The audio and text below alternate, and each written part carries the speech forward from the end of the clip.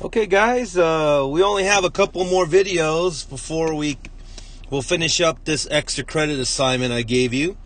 Again, this is part of extra credit number 4, if I did not say that in the earlier videos. Let's get started. So this is number 10, and I hope you notice that this is not going to be the law of cosines. Now, you probably didn't know that. The key thing is, notice the triangle is not a right triangle. Since that's the case, we can't do SOHCAHTOA. We can't do Pythagorean theorem. We learned in the previous video we do the law of cosines. Well, here's the thing.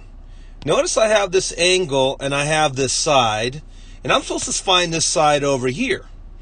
Now remember, to do law of cosines, guys, you need an angle and the sides, both sides of it. In other words, you always need two sides and an angle to do law of cosines, basically. Okay? The other scenario is if you have all three sides, as you'll see in another video, matter of fact, the next video, we could do the law of cosines on that one as well. So, what do we do when we can't do the law of cosines? Again, I can't do it if I don't have an angle and the two sides next to it. Okay? Well, we have to do the law of sines. Now, just for clarity, guys, there's two laws, the law of sines and there's the law of cosines. There is no law of tangents. So in case you're wondering that, don't worry about law of tangents. It does not exist. So we have the law of sines and we have the law of cosines. Those are the two rules you're going to use. Now, for those who have seen this before, you realize this is probably your favorite of the two laws because it's easier to set up. Let's get going here. Notice I have the 29 and across from it, or it's across from a 62-degree angle. In other words, you always match up an angle with its opposite side. Okay? We are trying to find, of course, BC, which I guess I'll use black here. I'm going to call it X, but BC is this side here, little x, right? Notice it is opposite, of the 47. So once you have a side and its opposite angle, you can use the law of sines. Let's set it up. If I have X over the sine of 47 degrees, again, match up the side with its opposite angle. And I'm going to take the 29 side, match it up with the sine of its opposite angle, 62 degrees. I'm going to set everything up and then use a calculator, okay? Cross multiplying this way, I know that X times the sine of 62 degrees equals, cross multiplying that way, 29 times the sine of 47 degrees.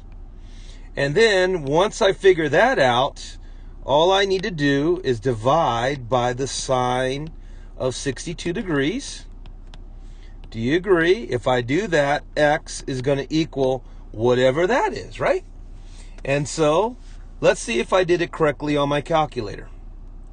First, I did the sine of 47. I got that. That again is this part right there. I'm now going to times by the 29. So I took that answer times 29. 21.2 is the numerator, as we call it. Now all I have to do is divide by the sine of 62, right? So I took that answer, I divided by the sine of 62, I got 24.02. So guys, sorry I went the wrong way there. We just figured out that the missing side is, X here is 24.02. If you were to round that off, 24.0, right? Or 24. But that's all they wanted. They wanted to know BC. We just figured out using the law of sines. Okay? Pause the video if you need to. All right, let's take a look at number 11. This time they're asking for angle B. Angle B is over here. Remember, always mark your angles, guys, so you know which angle they're talking about. Now notice, if I'm at angle B, isn't the 14 opposite of me? See, and using law of sines, I know that 14 therefore goes with the sine of B. Always set up the side with this opposite angle, right?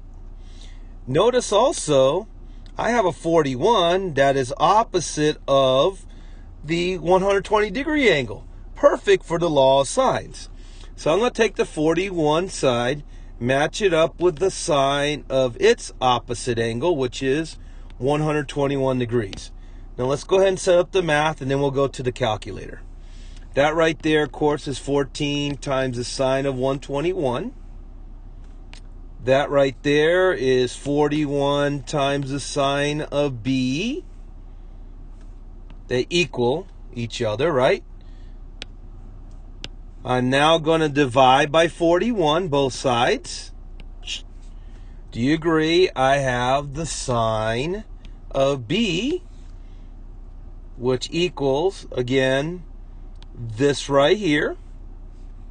So I'll go ahead and write it down. 14 sine of 121 degrees divided by 41. We're going to do all of this on our calculator, guys, so don't stress out about it.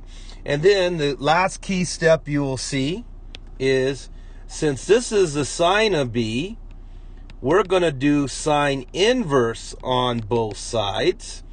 So B, angle B, is what we want, is going to be the sine inverse of this. Okay? So I'm going to change screens, guys, but I'll come back here and you have a chance to pause it later. And then you know I'm going to bounce back and forth as well. But anyways, here we go. So here we go. I know the sine of 121 is this. I'm going to times it by 14 to get 12, basically. So far, I did the numerator, right? 14 times the sine of 121. Now I need to divide by that 41. So I took my answer, 12. I did divide by 41. I got that 0.2926. And as we discussed right here, all I need to do now is the sine inverse on that 0.2926 answer. And guess what? We now know what the angle B is. The angle B is 17.02, rounding off a little bit. If you round that off to 17, I would give you full credit on the quiz, assuming you show all of this awesome work. And as you can see, that's what they did anyways, and you would pick answer D. Okay? So guys, the key thing is, please make sure you're practicing with a calculator, just like I'm demonstrating in my video. Pause the video here if you need to see the basic work or the setup. Okay, guys, so that basically gives you a nice review on the law of sines. Okay? And the previous video gave you a nice review of the law of cosines. And that is my video number 5 for set number 5. So I'll see you in class.